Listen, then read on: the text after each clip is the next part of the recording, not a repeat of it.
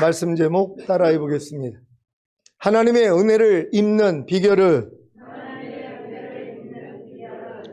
지난 한 주간 전능하신 하나님의 모든 말씀 하나하나 앞에서 행함으로 완전해지셨습니까?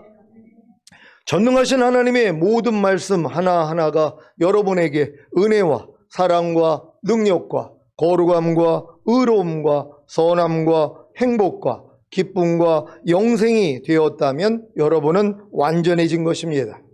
왜냐하면 전능하신 하나님의 모든 말씀 하나하나가 이 모든 과정을 통해 행함으로 나타나기 때문입니다. 모든 일을 원망과 시비가 없이 하라는 전능하신 하나님의 말씀이 행함으로 나타납니까? 그렇다면 여러분은 하나님 앞에서 행하여 완전해진 것입니다. 여러분이 이 단계에 도달한 것은 모든 일을 원망과 시비가 없이 하라는 전능하신 하나님의 말씀과 내주합의를 얻은 후에 이 말씀이 은혜와 사랑과 능력과 거룩함과 의로움과 선함과 행복과 기쁨과 영생이 되었기 때문입니다. 여러분에게는 모든 일을 원망과 시비가 없이 하라는 전능하신 하나님의 말씀이 은혜입니까? 어떤 은혜입니까? 모든 일을 원망과 시비가 없이 하라는 전능하신 하나님의 말씀은 여러분의 원망하고 시비를 가리는 죄를 사해 주시고 이 죄에서 해방시켜 주시고 이 죄를 이길 능력으로 여러분과 하나가 된 은혜입니다. 여러분에게는 모든 일을 원망과 시비가 없이 하라는 전능하신 하나님의 말씀이 사랑입니까? 어떤 사랑입니까? 모든 일을 원망과 시비가 없이 하라는 전능하신 하나님의 말씀은 여러분의 원망하고 시비를 가리는 죄를 사해 주시고 이 죄에서 해방시켜 주시고 이 죄를 이길 능력으로 여러분과 하나가 된 사랑입니다. 여러분에게는 모든 일을 원망과 시비가 없이 하라는 전능하신 하나님의 말씀이 능력입니까? 어떤 능력입니까? 모든 일을 원망과 시비가 없이 하라는 전능하신 하나님의 말씀은 여러분의 원망하고 시비를 가리는 죄를 사해 주시고 이 죄에서 해방시켜 주시고 이 죄를 이기는 능력입니다. 여러분에게는 모든 일을 원망과 시비가 없이 하라는 전능하신 하나님의 말씀이 거룩함입니까? 어떤 거룩함입니까? 모든 일을 원망과 시비가 없이 하라는 전능하신 하나님의 말씀은 여러분의 원망하고 시비를 가리는 죄를 사해 주시고 이 죄에서 해방시켜 주시고 이 죄를 이길 능력으로 여러분과 하나가 된 거룩함입니다. 여러분에게는 모든 일을 원망과 시비가 없이 하라는 전능하신 하나님의 말씀이 의로움입니까? 어떤 의로움입니까? 모든 일을 원망과 시비가 없이 하라는 전능하신 하나님의 말씀은 여러분의 원망하고 시비를 가리는 죄를 사해 주시고 이 죄에서 해방시켜 주시고 이 죄를 이길 능력으로 여러분과 하나가 된 의로움입니다. 여러분에게는 모든 일을 원망과 시비가 없이 하라는 전능하신 하나님의 말씀이 선함입니까? 어떤 선함입니까? 모든 일을 원망과 시비가 없이 하라는 전능하신 하나님의 말씀은 여러분의 원망하고 시비를 가리는 죄를 사해 주시고 이 죄에서 해방시켜 주시고 이 죄를 이길 능력으로 여러분과 하나가 된 선함입니다. 여러분에게는 모든 일을 원망과 시비가 없이 하라는 전능하신 하나님의 말씀이 행복입니까? 어떤 행복입니까? 모든 일을 원망과 시비가 없이 하라는 전능하신 하나님의 말씀은 여러분의 원망하고 시비를 가리는 죄를 사해 주시고 이 죄에서 해방시켜 주시고 이 죄를 이길 능력으로 여러분과 하나가 된 행복입니다. 여러분에게는 모든 일을 원망과 시비가 없이 하라는 전능하신 하나님의 말씀이 기쁨입니까? 어떤 기쁨입니까? 모든 일을 원망과 시비가 없이 하라는 전능하신 하나님의 말씀은 여러분의 원망하고 시비를 가리는 죄를 사해 주시고 이 죄에서 해방시켜 주시고 이 죄를 이길 능력으로 여러분과 하나가 된 기쁨입니다. 여러분에게는 모든 일을 원망과 시비가 없이 하라는 전능하신 하나님의 말씀이 영생입니까? 어떤 영생입니까? 모든 일을 원망과 시비가 없이 하라는 전능하신 하나님의 말씀은 여러분의 원망하고 시비를 가리는 죄를 사해 주시고 이 죄에서 해방시켜 주시고 이 죄를 이길 능력으로 여러분과 하나가 된 영생입니다. 여러분이 이런 지각을 갖는 데까지 성장했다면 전능하신 하나님의 모든 말씀 하나하나가 이 모든 과정을 통해 행함으로 나타나기 때문에 여러분은 완전해진 것입니다. 부디 내주합일된 전능하신 하나님의 모든 말씀 하나하나를 행함으로 완전해지시기를 바랍니다. 그러니까 여러분이 지금 내주합일까지 왔다면 하나님의 모든 말씀이 내 영과 혼과 몸으로 하나가 된 게 믿어지는 믿음이란 말이에요. 근데 이거는 임신 1개월밖에 안 됐다 그랬잖아요. 임신 1개월에 어떻게 아기가 탄생하냔 말이에요. 그러니까 더 자라야 되는 것이에요. 그러니까 내주합일된 하나님의 모든 말씀이 나랑 하나가 된 걸 믿은 다음에 이제 이 모든 말씀은 나에게 은혜야, 사랑이야, 그리고 능력이야, 거룩함이야, 의로움이야, 선함이야, 행복이야, 기쁨이야, 여기까지 와야지 영생을 맛보고 누리는 단계가 되는 것이란 말이에요. 근데 이게 시간이 걸려서 되는 게 아니라 단 한 번에도 깨달아지는 것이란 말이에요. 항상 기뻐하려는 말씀은 이미 나에게 은혜가 되셨지. 아니, 이미 나에게 사랑이 되고 능력이 되고 거룩함, 의로움, 선함이 됐고 그런 다음에 행복이 됐고 기쁨이 됐지. 이 깨달음만 얻으니까 뭐예요? 이제 영생이 나타난단 말이에요. 항상 기뻐하려는 말씀이 여러분에게 나타나는 수준이 되는 것이란 말이에요. 이게 오래 걸릴 필요가 없다는 것이에요. 오늘 바로 깨닫고 행할 수 있는 여러분 되시기를 바랍니다. 로마서 6장 14절입니다. 다 같이 읽습니다. 시작. 죄가 너희를 주관치 못하리니 이는 너희가 법 아래에 있지 아니하고 은혜 아래에 있음이니라. 아멘. 여러분이 율법 아래에 있지 않고 하나님의 은혜 아래에 있으므로 죄가 여러분을 주관하지 못하는 경험을 해보셨습니까? 율법 아래에 있다는 것은 자신이 가지고 있는 선과 악에 대한 지식을 바탕으로 스스로 생각하고 말하고 행동하며 사는 것입니다. 이것은 어떤 일을 하기 전이나 어떤 일을 할 때 아니면 어떤 상황이나 환경에 처하면 스스로 생각하여 대처하는 것으로 나타납니다. 대부분의 사람들의 삶의 방식이 이와 같습니다. 거듭난 하나님의 자녀들도 이러한 삶의 방식에서 벗어나지 못하는데 이것이 바로 성령으로 시작했다가 육체로 마치는 삶입니다. 처음 거듭났을 때에는 갓난아이처럼 오직 주님만 의지하고 바라는 삶을 살다가 어느덧 예전의 삶의 방식으로 돌아가 율법 아래서 선과 악에 대한 지식을 바탕으로 스스로 생각하고 말하고 행동하며 사는 것이 보통입니다. 그 결과가 죄가 주관하는 삶으로 하나님의 임재와 은혜를 잃고 고아와 같이 스스로 노력하며 힘들게 사는 것입니다. 여기에 더해 이렇게 사는 자신의 삶에 대한 정죄로 인해 두려움과 절망감을 가지며 결국에는 스트레스를 받아 가난과 온갖 질병과 저주와 실패로 인해 환난을 겪기도 합니다. 대부분의 신자가 이러한 어려운 삶에 처했음에도 불구하고 극복하지 못하는 원인 중에 하나가 이 모든 것을 다 하나님이 허락하셨기 때문에 감수하며 살아야 한다는 생각 때문입니다. 이러한 생각의 결과가 무엇입니까? 어려운 삶을 전혀 극복하지 못한다는 것입니다.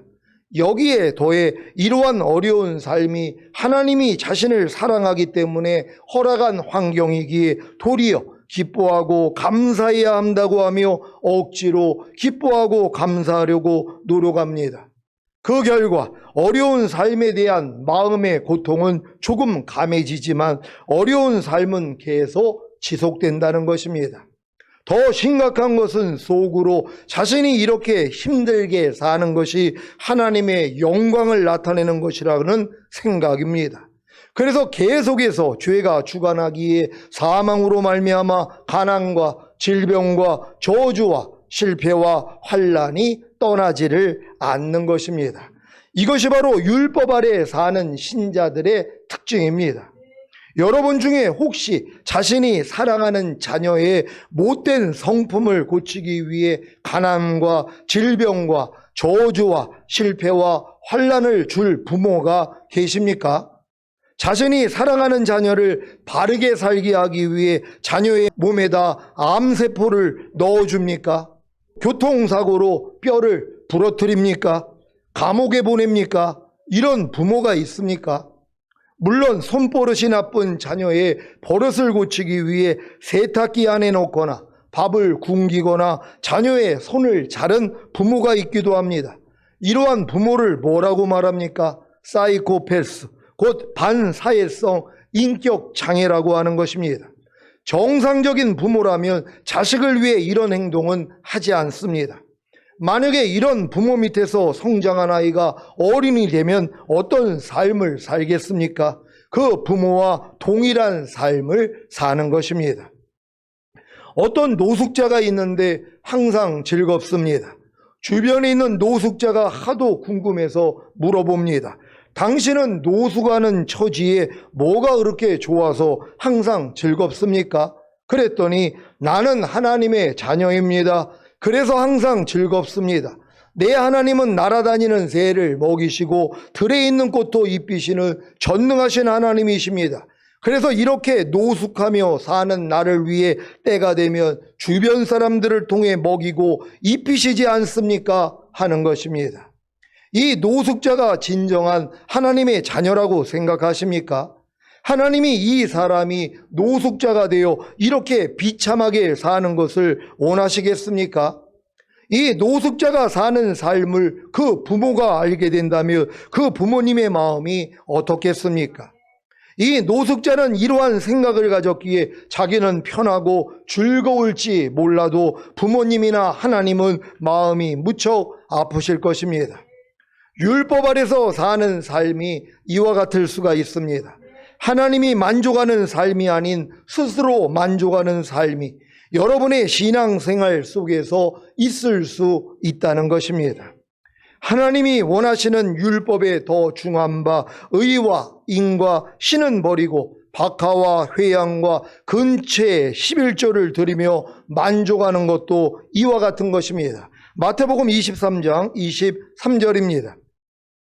다 같이 읽습니다. 시작. 화 있을진저 외식하는 서기관들과 바리새인들이여 너희가 박하와 회양과 근체의 11조를 드리되 율법에 더 중한 바 의와 인과 신은 버렸도다. 그러나 이것도 행하고 저것도 버리지 말아야 할지니라. 아멘. 자신은 지금 하나님의 은혜에서 떠나 있음에도 불구하고 준행하고 있는 율법으로 인해 특히 주일 성수와 11조를 통해 스스로 만족하고 있다면 죄를 이기는 수준으로는 성장하지 못합니다.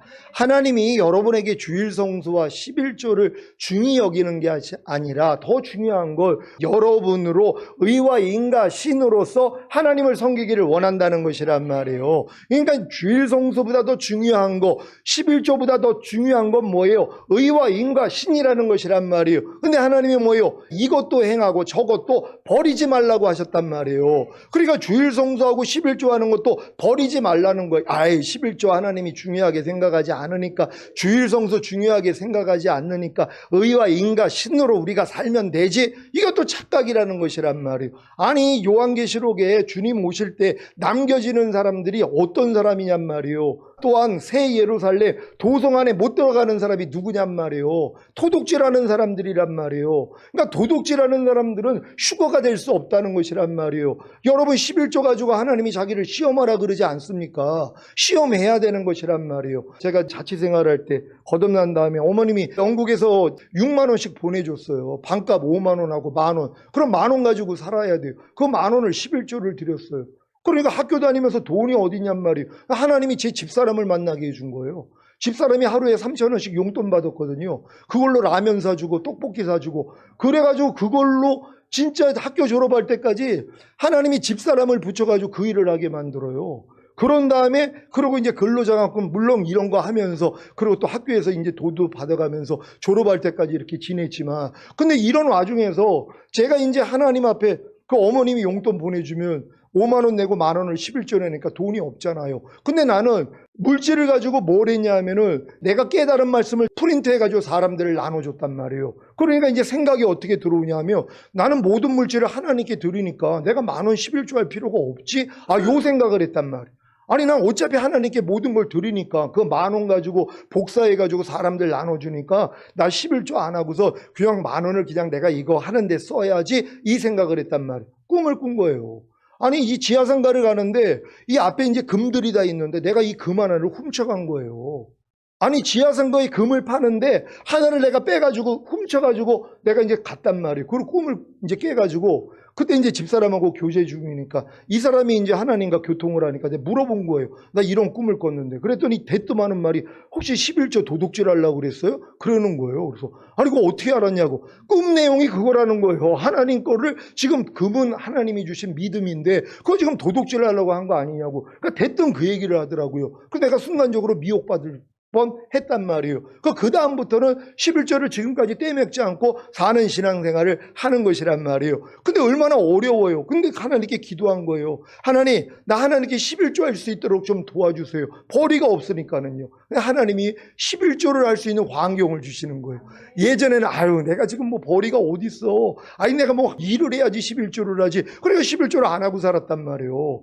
그 돈만 가지고 했단 말이에요. 근데 하나님이 뭐예요? 내가 11조를 하려는 마음을 가지니까 근로장학생이 되게 만들어가지고 학교에서 일을 하게 만드는 거예요. 그래가지고 이제 얼마 정도 이제 그 월급이 나오니까 이걸 가지고 11조를 하게 만들어 주시더라고. 그 뭔지 아세요? 심고자 하는 자에게 심을 씨앗과 먹을 양식을 주신다고 약속을 하셨기 때문이란 말이에요. 그러니까 심을 씨앗. 그러니까 하나님이 뭐예요? 심고자 하는 자에게 심을 씨앗도 주시고 내가 먹을 양식도 준다는 거예요. 근데 우리는 뭐예요? 심고자 하지 않아요. 벌써 미혹이 되거든요.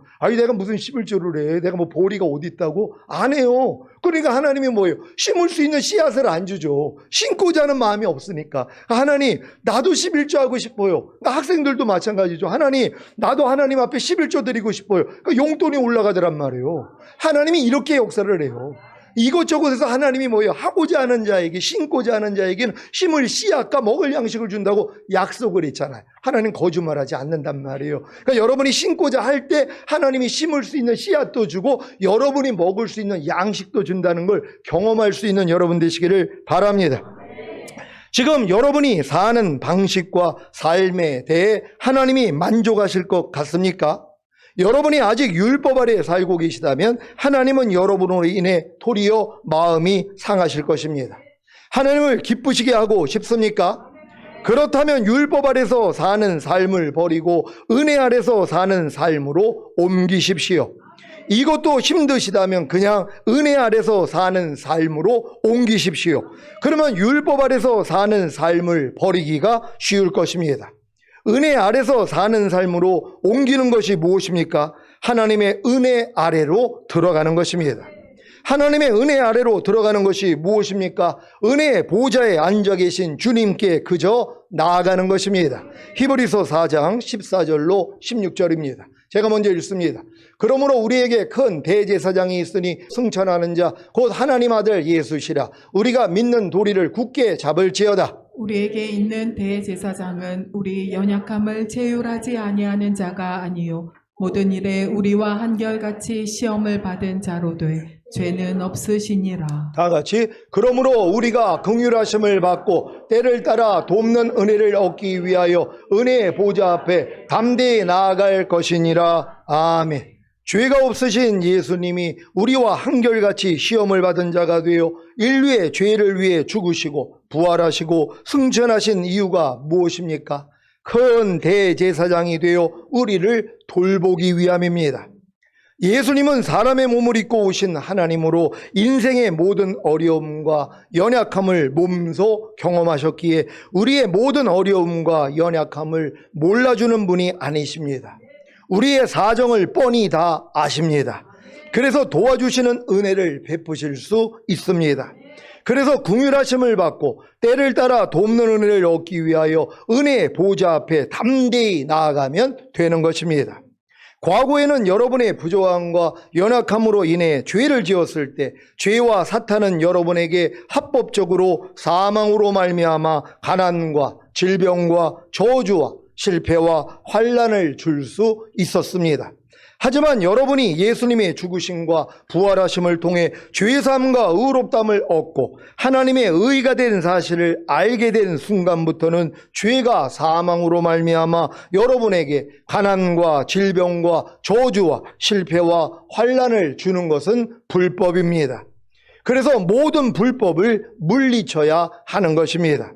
여러분은 자신이 예수님의 죽으심과 부활하심을 통해 죄사함과 의롭다함을 얻고 하나님의 의가 된 사실을 아십니까? 그렇다면 무조건 무슨 일을 만나도 은혜의 보좌 앞에 담대히 나아가십시오. 혹여 죄를 지어서 사망으로 말미암아 여러분에게 가난과 질병과 저주와 실패와 환난이 왔다면 긍휼하심을 얻기 위해 은혜의 보좌 앞에 담대히 나아가십시오. 일상 속에서는 때를 따라 도없는 은혜를 얻기 위해 은혜의 보좌 앞에 담대히 나아가십시오. 이러한 믿음의 행함을 보이기 위해서는 자신이 예수님의 죽으심과 부활하심을 통해 죄사함과 의롭다함을 얻고 하나님의 의가 된 사실을 굳세게 잡고 흔들림이 없어야 합니다. 그런데 율법 아래 있는 신자는 이러한 담대함으로 긍휼하심을 받고 때를 따라 도없는 은혜를 얻기 위하여 은혜의 보좌 앞에 나아갈 수가 없습니다. 왜냐하면 자꾸 자기의 모습을 보기 때문입니다. 내가 아직도 이렇게 부족한데, 아직도 죄를 많이 짓고 있는데, 아직도 하나님의 말씀에 순종하지 못하는데 어떻게 하나님이 나를 도와주실 수 있겠어? 이런 생각들이 다 겸손을 가장한 육신의 생각입니다. 그래서 하나님이 예수님의 죽으심과 부활하심을 통해 죄사함과 의롭다함을 얻게 하심으로 자신을 하나님의 의가 되게 한 사실조차도 믿지 못하는 것입니다. 여러분은 자신이 하나님의 의가 된 사실을 믿습니까? 어떻게 해서 여러분은 하나님의 의가 되셨습니까? 하나님의 말씀대로 순종해서 하나님의 의가 되셨습니까?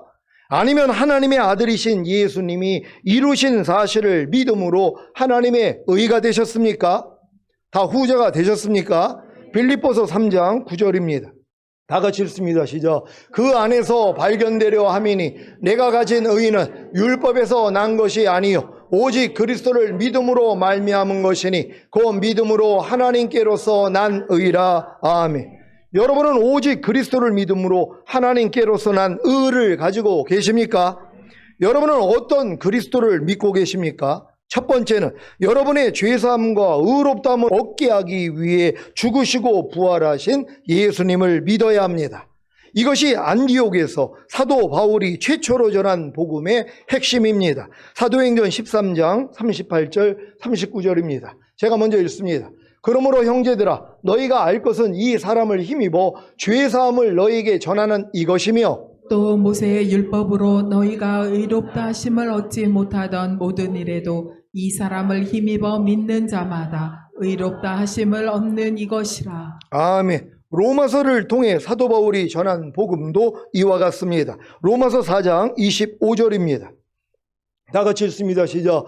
예수는 우리 범죄함을 위하여 내어줌이 되고 또한 우리를 의롭다 하심을 위하여 살아나셨느니라. 아멘. 여러분 예수님의 죽으심과 부활하심을 믿습니까? 여러분의 죽으심이 여러분의 범죄한 죄를 사해 주시기 위해서 죽으신 사실을 믿습니까? 주님의 부활하심이 여러분을 의롭다함을 주시기 위해서 부활한 사실을 믿습니까? 이걸 믿는데 왜 여러분이 하나님의 의가 아니냔 말이에요. 욕을 마귀가 흔든단 말. 네가 무슨 하나님의 의야? 넌 아직도 죄를 짓고 있는데. 아니 죄를 짓고 있어도 이 죄 때문에 주님이 죽으시고 부활하신 사실을 믿기 때문에 하나님은 우리를 뭐예요? 의라고 하시는 것이란 말이에요. 이 믿음은 흔들림이 없어야 되는 것이란 말이에요. 여러분이 지금 하나님의 말씀을 알면서도 순종하지 못해도 그 순종하지 못하는 그 죄 때문에 주님이 이미 죽으셨다는 것이에요. 그리고 여러분은 의롭다함을 주시기 위해서 부활했다는 것이에요. 이 믿음만 흔들림이 없으면 여러분이 하나님의 의가 된 것이 여러분에게 믿어져야 되는 것이란 말이에요. 그래야지 이 하나님의 의가 된 여러분에게 가져다 준 가난, 질병, 저주, 실패, 사망, 환난을 여러분이 물리칠 수 있는 힘이 생기는 거란 말이에요. 내가 여전히 하나님의 하나님의 의가 아니라 죄인이라고 생각하며 이걸 당연시 여긴단 말이에요. 난 죄인이니까, 난 하나님 앞에 부족하니까 가난이 와도 싸지, 질병이 걸리고 저주, 실패, 사망, 환난을 당해도 싸지 하는 이 마귀가 주는 생각을 받아먹는단 말이에요. 그러니까 이 상태에서 머물 수밖에 없다는 거예요. 여러분은 하나님의 의가 된 사실을 믿고 대적할 수 있는 여러분 되시기를 바랍니다. 모든 가난, 질병, 저주, 실패, 사망, 환난이 이제는 여러분하고는 상관이 없단 말이에요. 왜? 여러분이 하나님의 의가 됐기 때문이란 말이에요. 다 대적에서 쫓아낼 수 있는 여러분 되시기를 바랍니다. 두 번째로 믿어야 하는 그리스도는 새 언약의 중보자로 오셔서 새 언약을 성취하신 예수님을 믿어야 합니다. 새 언약의 내용은 하나님의 법을 여러분의 생각에 두고 여러분의 마음에 기록하는 것과 하나님이 여러분의 하나님이 되고 여러분은 하나님의 백성이 되는 것과 스스로 하나님과 하나님의 마음을 알게 되는 것과 주님이 여러분의 불의를 긍휼히 여기시고 죄를 다 사해 주심으로 여러분의 죄를 다시는 기억하지 않는 것입니다. 이러한 새 언약을 성취하시기 위해 죽으시고 부활하신 예수 그리스도를 믿는 순간 확실하게 자신이 하나님의 의가 된 사실이 믿어집니다. 이때부터 무조건 무슨 일을 만나도 은혜의 보좌 앞에 담대히 나아갈 수 있습니다. 사랑하는 시온의 성도 여러분, 자신이 하나님의 의가 된 사실을 알아야 은혜의 보좌 앞에 담대히 나아갈 수 있고 그로 인해 생명나무의 실과인 하나님의 말씀을 들을 수 있습니다. 아니, 먹을 수 있습니다. 이제부터 여러분에게 허락된 모든 일들은, 보고 듣고 생각하는 모든 상황들은 은혜의 보좌 앞으로 나아가 생명나무의 실과인 하나님의 말씀을 먹을 수 있는 기회입니다. 가난의 문제를 가지고 계십니까? 그 문제를 가지고 은혜의 보좌 앞으로 담대히 나아가십시오. 그리고 그 문제 때문에 죽어주신 예수님으로 말미암아 자신이 하나님의 의가 된 사실을 믿고 감사하십시오. 그러면 내가 가난하게 되면 너로 부욕해 하기 위함이란다. 이제 가난을 대적하고 부유함을 얻어라. 내가 이미 내게 재물 얻을 능을 주었으니 나에게 유익이 되고 너에게도 유익이 되고 상대에게도 유익이 되는 일이라며 무슨 일이든 시작하라는 생명의 말씀을 주실 것입니다. 질병의 문제를 가지고 계십니까? 그 문제를 가지고 은혜의 보좌 앞으로 담대히 나아가십시오. 그리고 그 문제 때문에 죽어주신 예수님으로 말미암아 자신이 하나님의 의가 된 사실을 믿고 감사하십시오. 그러면 내가 채찍에 맞음으로 너에게 나음을 주었으니 너는 깨끗함을 얻고 강건하라는 생명의 말씀을 주실 것입니다. 저주의 문제를 가지고 계십니까? 그 문제를 가지고 은혜의 보좌 앞으로 담대히 나아가십시오. 그리고 그 문제 때문에 죽어주신 예수님으로 말미암아 자신이 하나님의 의가 된 사실을 믿고 감사하십시오. 그러면 내가 십자가에 달려 내 모든 저주를 담당했으니 너는 복을 받으라는 생명의 말씀을 주실 것입니다. 여러분이 가지고 있는 어떠한 문제라도 그 문제에 대한 해답을 주님이 가지고 계신 사실을 믿습니까? 그렇다면 그 문제를 가지고 은혜의 보좌 앞으로 담대히 나아가십시오. 그리고 그 문제 때문에 죽어주신 예수님으로 말미암아 자신이 하나님의 의가 된 사실을 믿고 감사하십시오. 그러면 그 문제에 대한 해답을 주실 것이고 여러분은 문제가 해결됨으로 기쁘고 행복할 것입니다. 이것이 아버지 하나님의 참 기쁨입니다.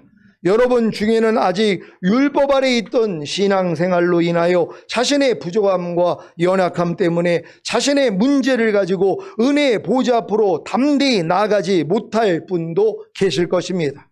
구약에서는 이스라엘 백성이 어떠한 죄를 짓더라도 자신의 죄를 대속할 짐승을 끌고 제사장 앞으로 나아가 그 짐승을 죽여 피를 흘리면 죄사함과 의롭다함을 얻게 되므로 죄에 대한 저주와 심판을 모면했습니다. 그런데 하물며 하나님의 아들이신 예수님이 죽으심으로 흘린 피가 여러분의 죄를 대속하고 죄에 대한 저주와 심판을 모면하게 하지 못하겠습니까? 히브리서 9장 11절로 14절입니다. 제가 먼저 읽습니다. 그리스도께서 장래 좋은 일의 대제사장으로 오사 손으로 짓지 아니한 곧 이 창조에 속하지 아니한 더 크고 온전한 장막으로 말미암아 염소와 송아지의 피로 아니하고 오직 자기 피로 영원한 속죄를 이루사 단번에 성소에 들어가셨느니라.